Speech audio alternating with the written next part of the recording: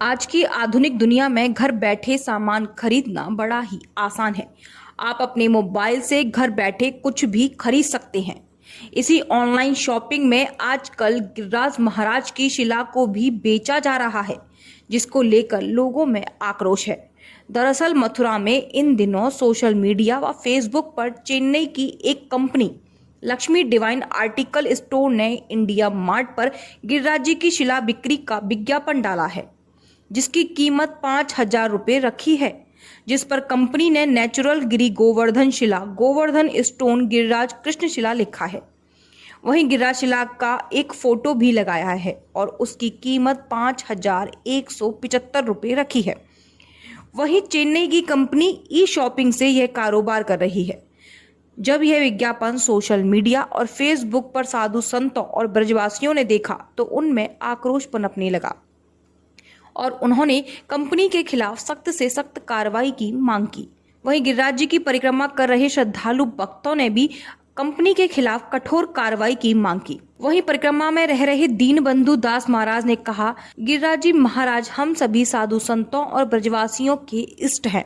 धार्मिक ग्रंथों में लिखा हुआ है कि गिरिराज जी की शिला को गिरिराज तलहटी से बाहर ले जाना निषिद्ध है।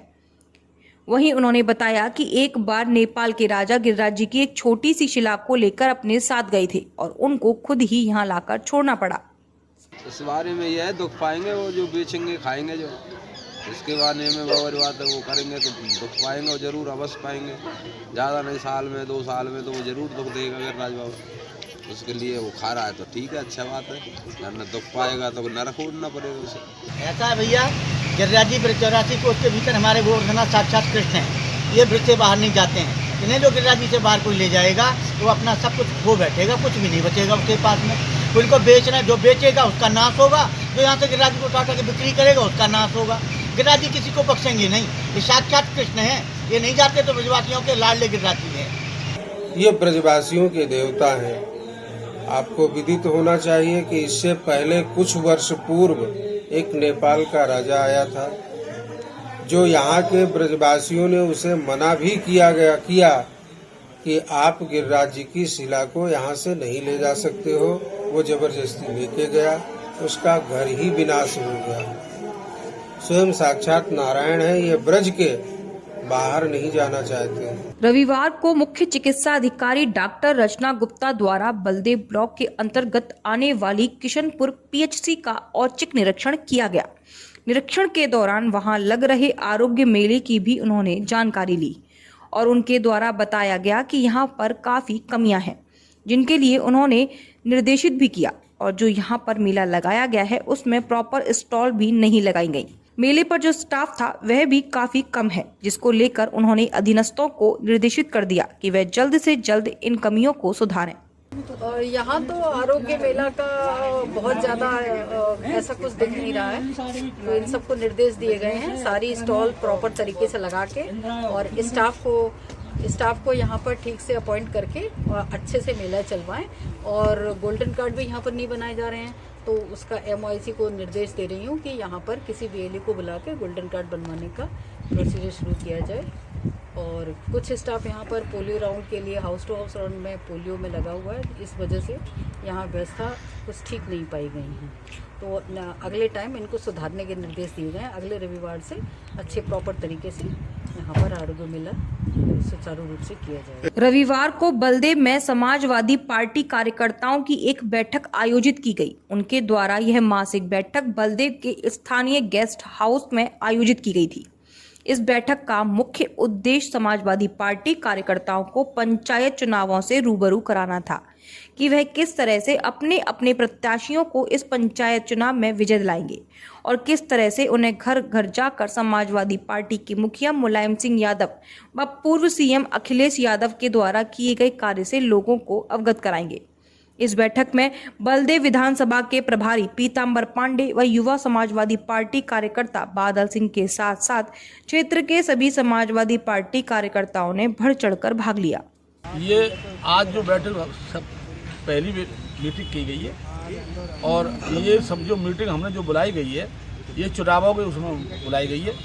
इसमें BBC के, जिला पंचायत के और आगे चुनाव, विधानसभा के चुनाव जो आ रहे हैं उसकी तैयारी के रूप में किया जा रहा है। तो क्या तैयारी की जा रही है, क्या समझाया जा रहा है? ये समझाया जा रहा है कि हमारी जो पार्टी ने जो पहली जो हमारी सत्ता थी, सत्ता में जो अखिलेश जी ने जो काम किए 108 नंबर और 100 नंबर बूथ लेवल से और जो कार्य किए हैं और जो उनको हर जगह वो प्रचार प्रवर्स किया जाए और एक एक कार्यकर्ता को गांव में जा करके बताया जाए कि हमारी सरकार ने कौन कौन से काम किए गए। कोसी कला के गोमती बालाजी मंदिर से 32वीं पदयात्रा मेहंदीपुर बालाजी के लिए बड़े ही धूमधाम से निकाली गई। यह यात्रा कोसी कला गोमती बालाजी मंदिर से पूरे बाजार में भगवान राम हनुमान के भजनों के साथ साथ निकाली गई। इस यात्रा में सैकड़ों की तादाद में भगवान हनुमान के भक्त मौजूद रहे, जहां सभी भक्तों के ऊपर कोसी कला के निवासियों ने फूल बरसाकर उनका स्वागत किया और भगवान राम से विनती की कि यह यात्रा कोविड-19 को देखते हुए सही तरीके से मेहंदीपुर बालाजी पहुंचे।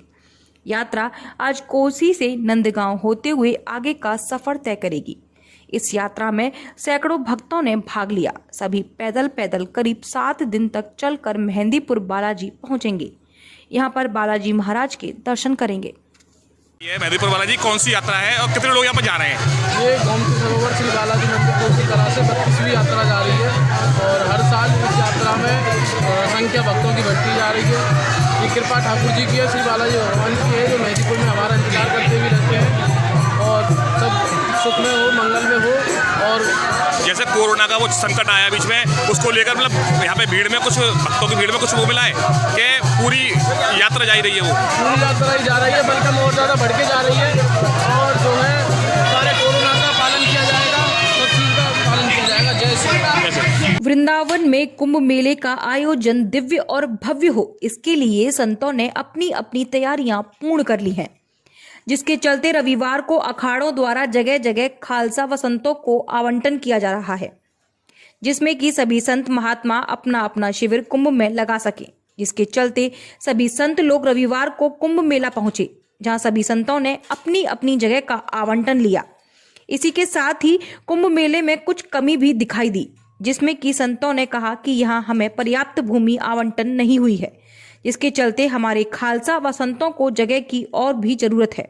जिसके चलते हमने प्रशासन से मांग की है कि हमको और अधिक जगह उपलब्ध कराएं।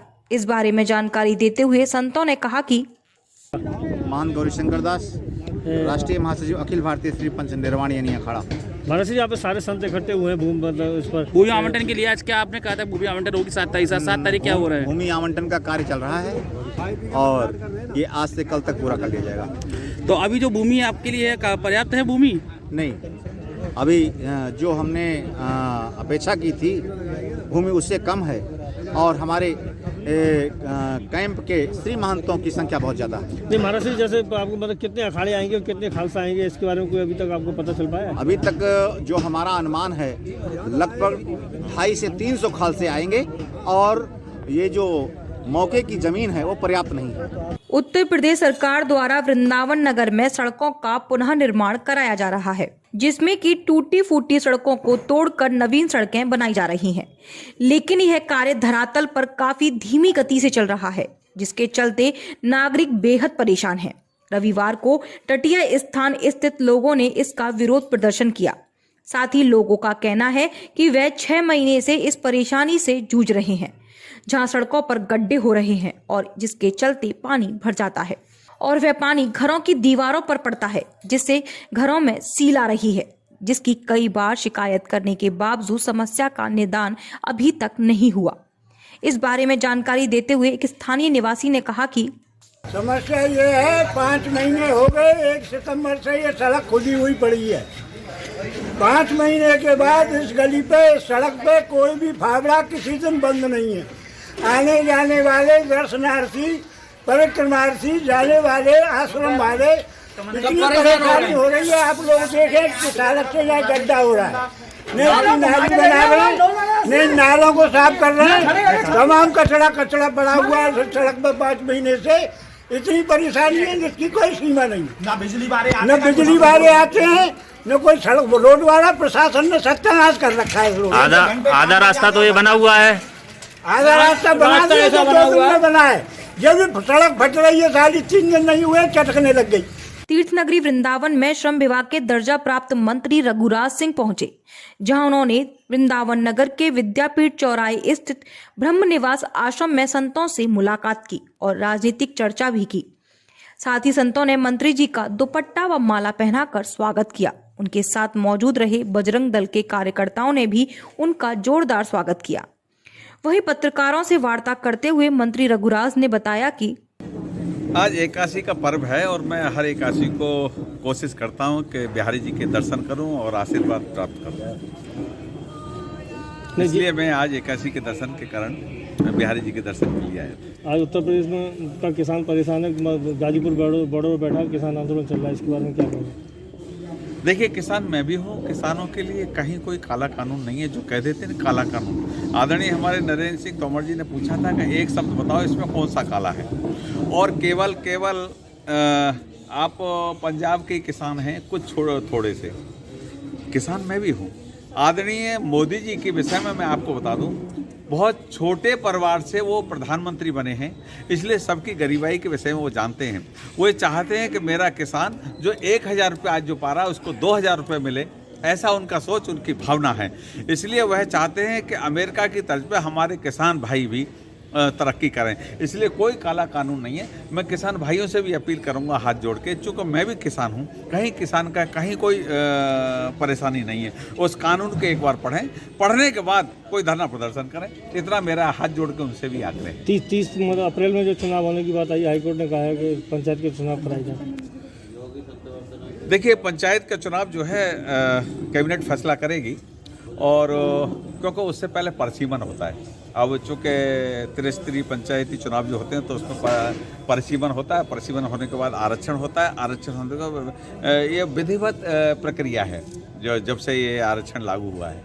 तो इसलिए उसमें जितना भी समय लगेगा कोशिश करेंगे, और हाईकोर्ट से भी आग्रह करेंगे कि वो भी थोड़ा सा नरम रहे, क्योंकि चुनाव की प्रक्रिया के तहत होता है। पूर्ववर्ती सरकारों की तरह तो है नहीं कि वो कभी बिहारी जी के दर्शन के लिए नहीं आए। आप बताओ, कभी मायावती जी बिहारी जी के दर्शन आए? ये बताइए, अखिलेश कभी बिहारी जी के दर्शन के लिए आए? हम तो राम राज्य की स्थापना करने वाले लोग हैं, इसलिए राम राज्य के नाते हमारे आदरणीय योगी जी, आदरणीय मोदी जी देश के भ्रमण मंदिरों में भ्रमण कर रहे हैं। तो इसलिए राम राज्य की स्थापना हो रही है, और आज कुंभ का आपके यहाँ 16 तारीख से प्रारंभ। अभी आपने कहा कि मायावती जी और अखिलेश जी दर्शन करने नहीं आए, लेकिन उनके विकास कार्य आज भी बोल रहे हैं कि भाजपा के 4 साल पूरे हो गए, विकास कार्य अभी कोई दिखाई नहीं दे। देखिए, 16,000 करोड़ की तो अभी इसी किलोमीटर की 16,000 किलोमीटर सड़क हाईवे बनाया जा रहा है, अभी इसी बजट में हुआ है। और अब तक 32,000 करोड़ हाईवे बना चुके। श्रीमान जी, पहले 3 किलोमीटर बनती थी, आज 32 किलोमीटर पर डे सड़क बन रही है, हाईवे 32 किलोमीटर। कितना गुना? सवा 10 गुना। तो इसलिए बंधुओं, मेरा आपसे आग्रह है, और मैं आपको बता दूं, 80 करोड़ परिवारों को आदरणीय मोदी जी ने भोजन सामग्री दी है, और 33.5 करोड़ की आबादी अमेरिका की है। 33.5 करोड़ में 8.5 करोड़ लोगों को भोजन नहीं दे पाए, क्योंकि वहाँ डेबिट में खाते हैं लोग। हमारे यहाँ कोई भुखमरी से नहीं मरा होगा, हमारे यहाँ सारी व्यवस्थाएं की गई हैं। आज 50 लाख लोगों को वैक्सीनेशन लग चुका है, और 1 करोड़ वैक्सीनेशन हम बाहर भी दे चुके हैं दान में। जो हमेशा दान की अपेक्षा करता था, आज हम फंडिंग करते हैं लोगों को, आज हम लोन देते हैं। तो ये भारत जो है मोदी का भारत है, नया भारत है। इसलिए योगी मोदी की सरकार है, राम राज्य की स्थापना की गई है, और राम राज्य की स्थापना में सबको राम राज्य जैसा ही स्थान मिलेगा। जय हिंद, जय भारत, धन्यवाद। वृंदावन के सुनरख मार्ग स्थित एक स्थानीय आश्रम में अखिल भारतीय क्षत्रिय महासभा द्वारा 2 दिवसीय कार्यक्रम आयोजित किया गया, जिसमें अखिल भारतीय क्षत्रिय महासभा के लोगों ने विभिन्न बिंदुओं पर चर्चा की, जिसका रविवार को अखिल भारतीय क्षत्रिय महासभा द्वारा कार्यक्रम का समापन हुआ, जिसमें क्षत्रिय समाज द्वारा देश के प्रति रक्षा और धर्मार्थ को लेकर चर्चा की गई, और साथ ही अपने हिंदू धर्म को बचाने के लिए भी कई सुझाव बताए। ट्रैफिक पुलिस व्यवस्था की चाहे लाख दावे कर ले, लेकिन धरातल पर सभी दावे फेल नजर होते हुए दिखाई दे रहे हैं। आपको बताते चलें कि रविवार को तीर्थ नगरी वृंदावन में बाहर से अधिक मात्रा में श्रद्धालु ठाकुर बांके बिहारी के दर्शन करने के लिए आते हैं, जो 4 पहिया वाहन में आते हैं, जिसके चलते ट्रैफिक पुलिस द्वारा नगर में जाम की स्थिति पैदा ना हो, इसके लिए भारी वाहनों को बाहर ही रोक दिया जाता है। उसके बावजूद भी नगर में जाम जैसी स्थिति पैदा होती हुई दिखाई देती है। आप देख सकते हैं कि किस तरह से वृंदावन के पागल बाबा तिराहे पर जाम की स्थिति पैदा हो गई, जहां सरकारी गाड़ी भी फंसी हुई आपको दिखाई दे रही है, जिसमें किस तरह से पुलिस कर्मचारी सरकारी गाड़ी को निकालने के लिए मेहनत कर रहे हैं, लेकिन बाहर से आने वाली गाड़ियों के लिए कोई भी समाधान नहीं है, जिसके कारण नगर में जाम दिखाई दिया। रविवार को बलदेव ब्लॉक के गांव पटलौनी में बलदेव ब्लॉक प्रमुख राजपाल सिंह भरंगर द्वारा लाखों रुपए से निर्माण कार्य कराया गया, जहां क्षेत्र पंचायत निधि के सौजन्य से लगभग 125 मीटर लंबी नाली निर्माण के कार्य का लोकार्पण किया। इस मौके पर क्षेत्रीय लोगों ने उनका पटुका ओढ़ाकर सम्मान किया और उनको इस कार्य के लिए बधाई दी। साथ ही इस दौरान उनके साथ सुरेंद्र सिंह सिकरवार सहित रोहित प्रताप और अन्य गणमान्य लोग मौजूद रहे, जिसमें उनके द्वारा शिलापट्टिका पर फीता काटकर व नारियल फोड़कर लोकार्पण किया गया, जिसकी लागत लगभग 1 लाख रुपए बताई गई है। आज जो है हमने विकासखंड बलदेव के गांव पटलौनी में राजेंद्र सिंह के मकान से और तालाब तक ये नाली निर्माण का जो है उद्घाटन किया है, लोकार्पण किया है। ये नाली लगभग जो है 125 मीटर के करीब है, जिसकी लागत लगभग 2.25 लाख रुपये। अलीगढ़ के थाना लोधा इलाके में उस समय भीषण सड़क हादसा हो गया जब आमने सामने से 2 वाहनों की टक्कर हो गई। टक्कर इतनी भयानक थी कि 2 लोगों की मौके पर ही मौत हो गई, जबकि कई लोग घायल हो गए। दरअसल हरदुआगंज निवासी अपने एक साथी के साथ बेटी के लिए रिश्ता देखने के लिए खैर गया था, जहां से दोनों लोग वापस अलीगढ़ के लिए आ रहे थे। तभी रास्ते में करसुआ के निकट वाहनों की तेज भिड़ंत हो गई। भिड़ंत इतनी तेज थी कि दोनों लोगों की मौके पर ही मौत हो गई, जबकि कई लोग घायल हो गए। पुलिस व स्थानीय लोगों ने घायलों को उपचार के लिए मलखान सिंह जिला अस्पताल पहुंचाया, जहां डॉक्टरों ने 2 लोगों को मृत घोषित कर दिया। वहीं अन्य लोगों का उपचार किया जा रहा है। घटना की जानकारी मिलते ही परिवार में कोहराम मच गया। इनका नाम नंदराम है, नंदराम नाम है, नंदराम नाथुराम दोनों कहते हैं। कहाँ से आ रहे थे, कहाँ जा रहे थे? ये अपनी लड़की यहाँ से आ रहे थे साहब।